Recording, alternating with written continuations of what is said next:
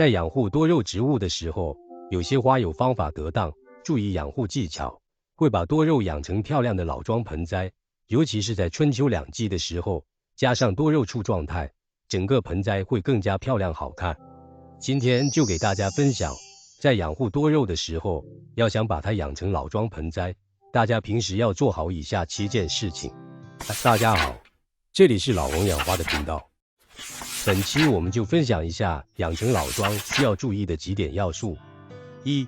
适合的盆。养多肉如果一直用小盆，会限制它的根茎生长，而要把多肉养成老桩，也是一个长期的过程，短则2-3年，长则3-5年。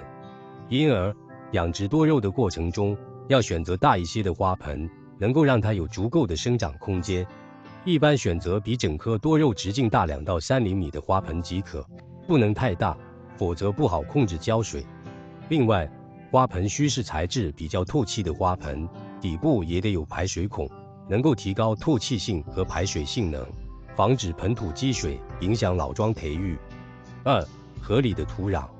在养护多肉的时候，土壤非常的关键，一般每隔1至2年左右就要给多肉换盆换土一次，这样才有充分的养分和空间，让多肉的根系吸收养分，快速生长。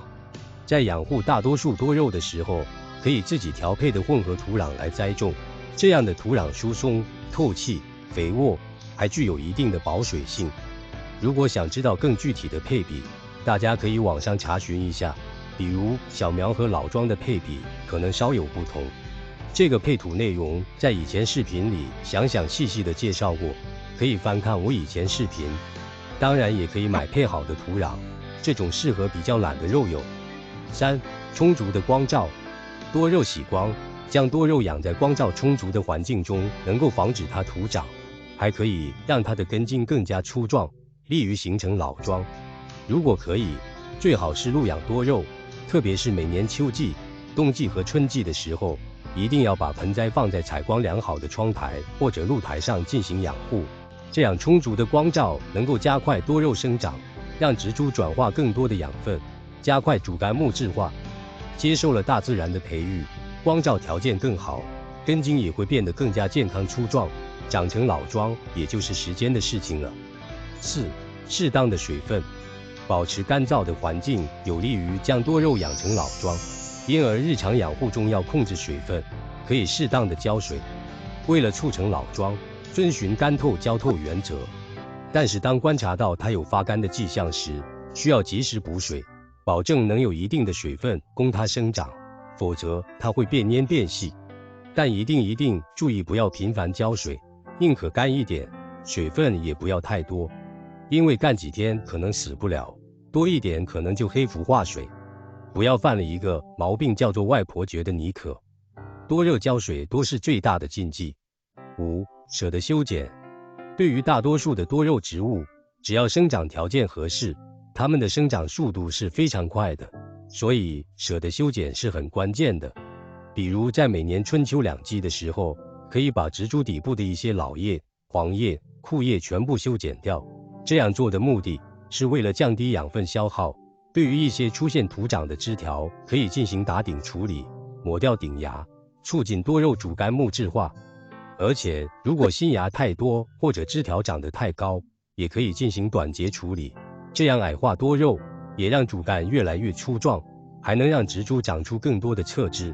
在平时养护过程中，也要及时检查植株的病叶、枯枝，剪掉以后可以预防病虫害的爆发，也能够降低营养消耗。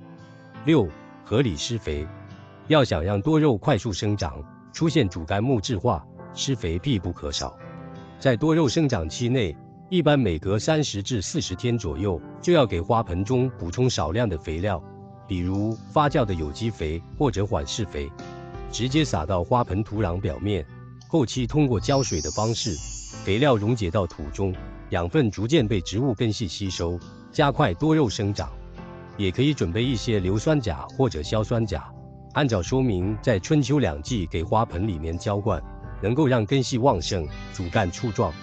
当然，使用一些发酵过的香蕉皮或者草木灰处理过，埋到土壤里面，也能够补充钾肥，促使多肉植株生长速度快。更快实现主干木质化，变成老桩盆栽。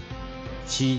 盘扎枝条，让多肉主干出现木质化以后，盆栽不一定非常好看，所以也要进行适当的盘扎，尤其是对于一些枝条比较长的多肉，可以用园艺铝丝将主干进行盘扎处理，做成悬崖老桩、引水型老桩会更有意境。温馨提示，在养护多肉的时候，想必很多花友也会遇到植株爆发病虫害的情况，比如黑斑病、白粉病、红蜘蛛，所以建议大家每隔1至2个月就要给多肉喷洒一些杀菌类的药物，比如多菌灵、百菌清，按照说明制成水溶液以后，喷洒到花盆土壤表面，具有较好的预防效果。本期内容到这里，又要不舍得跟大家说再见了。祝各位都养出美丽的多肉，出世的老桩。如果喜欢我的内容，请点赞、订阅、转发，也欢迎在评论区分享养护心得，并来我的社区了解更多精彩多肉内容。感谢你这期视频的陪伴，我们下期见。